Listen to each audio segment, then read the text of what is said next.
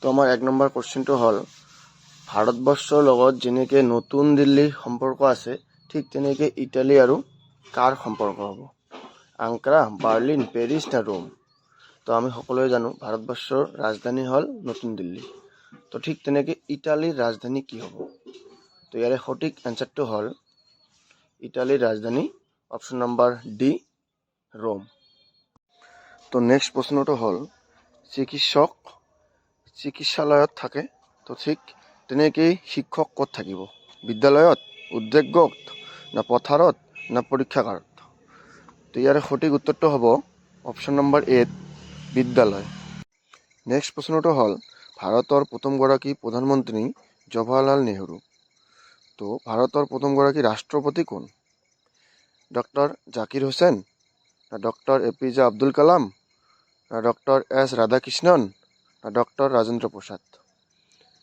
তো আমি জানো ভাৰতৰ প্ৰথমগৰাকী প্ৰধানমন্ত্ৰী জৱাহৰলাল নেহৰু আৰু ভাৰতৰ প্ৰথমগৰাকী ৰাষ্ট্ৰপতি option number D doctor Rajendra Prasad. Next প্ৰশ্নটো হ'ল অমিলটো বিচাৰি উলিওৱা। অপশ্যন এত আছে ডিব্ৰুগড়, অপশ্যন বিত আছে তেজপুৰ, অপশ্যন চিত আছে হাফলং, অপশ্যন ডিত আছে গুৱাহাটী। তো ইয়াৰে অমিলটো বিচাৰি উলিয়াব লাগে। তো ডিব্ৰুগড়, তেজপুৰ, গুৱাহাটী এই তিনিওখন চহৰ ব্ৰহ্মপুত্ৰ নদীৰ পাৰত অৱস্থিত, কিন্তু হাফলং ব্ৰহ্মপুত্ৰ নদীৰ পাৰত অৱস্থিত নহয়।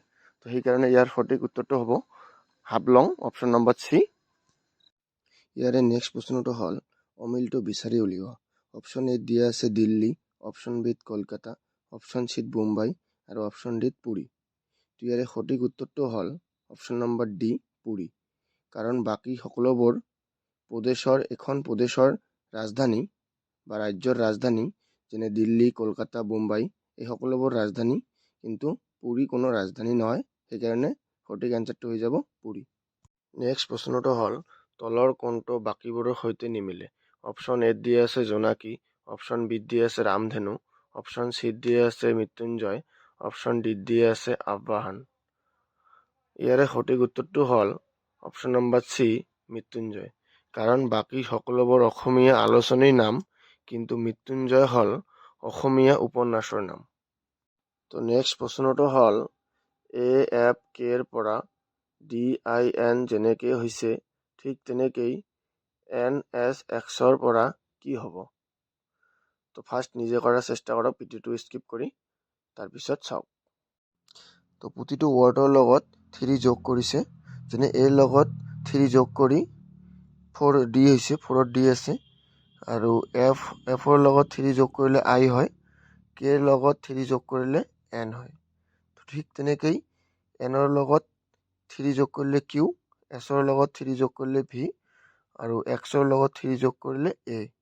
তো ইয়াৰ সঠিক এনচাৰটো হ'ল অপশ্যন নম্বৰ ডি QVA। তো নেক্সট 8 নম্বৰ প্ৰশ্নটো হ'ল প্ৰথমটো যেনেকৈ হৈছে ঠিক তেনেকেই দ্বিতীয়টোও হ'ব। তো ফাৰ্ষ্ট আগত নিজে ভিডিঅ'টো ষ্টপ কৰি ট্ৰাই কৰক, তাৰপিছত ভিডিঅ'টো চাওক। তো ইয়াত 1 প্লাছ হৈছে ফাৰ্ষ্টটোত, এৰ লগত 1 প্লাছ হৈ বি হৈছে, চিৰ লগত 1 প্লাছ হৈ ডি হৈছে, আৰু এছৰ লগত 2 মাইনাছ হৈ আৰ হৈছে। মানে প্ৰথম দুটাত 1 প্লাছ হৈছে আৰু দ্বিতীয়টোত 2 মাইনাছ হৈছে। তো ঠিক তেনেকৈ এমৰ লগত 1 প্লাছ হৈ এন, ইৰ লগত 1 প্লাছ হৈ এফ আৰু টিৰ লগত 2 মাইনাছ হৈ আৰ। টি হ'ল 20ত আৰু 2 মাইনাছ হ'লে 18 আৰু আৰ হ'ল 18ত আছে। তো ইয়াৰে সঠিক এনচাৰটো হ'ব অপশ্যন নম্বৰ এ। তো নেক্সট 9 নম্বৰ প্ৰশ্নটো হ'ল ABCXYZৰ পৰা DEFUVW যেনেকৈ হৈছে ঠিক তেনেকেই GHIRSTৰ পৰা কি হ'ব? তো ইয়াত দেখা গৈ আছে ABC চিৰিয়েলি গৈছে, তাৰপিছত DEF। তো ইয়াতেই ঠিক একেই হ'ব, GHIৰ পৰা JKL চিৰিয়েলি গৈছে। তো বাকী অপশ্যনবিলাকত JKL একেলগে নাই, অপশ্যন এত আছে। তো ইয়াৰে সঠিক এনচাৰটো হ'ব অপশ্যন নম্বৰ এ।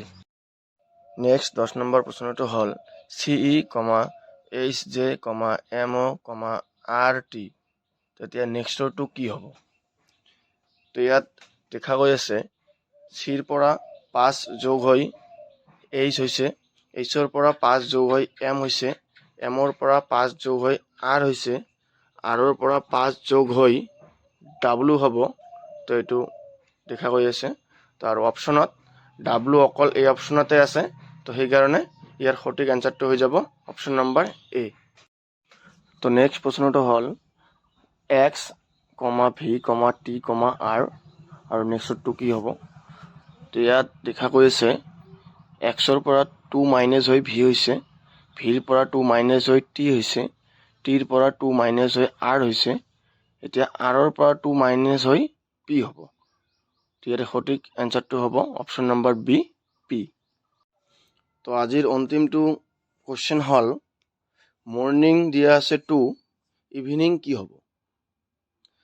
তো আমি সকলোৱে জানো ইংৰাজী বৰ্ণমালাত আমাৰ 5টা ভাৱেল থাকে, এ ই আই অ' ইউ। তাৰে ভিতৰত মৰ্ণিং ৱাৰ্ডটোত 2টা ভাৱেল আছে, অ' আৰু আই, আৰু ইভিনিং ৱাৰ্ডটোত 3টা ভাৱেল হ'ব, যেনে ডাবল ই আই। তো ইয়াৰে সঠিক এনচাৰটো হ'ব অপশ্যন নম্বৰ বি। তো এইখিনিয়ে আছিল আজিৰ এটা সৰু ভিডিঅ'। তো যদি ভিডিঅ'টো ভাল লাগিছে লাইক কমেণ্ট শ্বেয়াৰ আৰু ছাবস্ক্ৰাইব কৰি দিব।